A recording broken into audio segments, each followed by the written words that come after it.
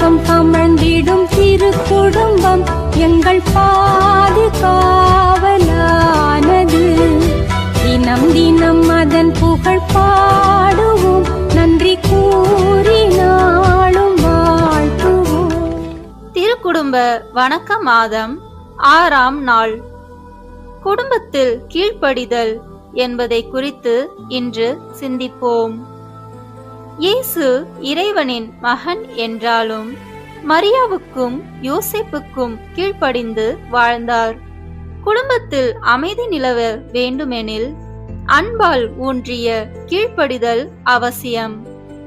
இன்று பெற்றோர் பிள்ளைகளுக்கிடையே உள்ள உறவு பலப்பட ஜெபிப்போம். கீழ்ப்பணிந்த இயேசுவே, எங்கள் குடும்பங்களில் மரியாதையும் அன்பும் வளரச் செய்யுங்கள். அகந்தையை அகற்றி பணிவை அழியுங்கள். ஆமென்.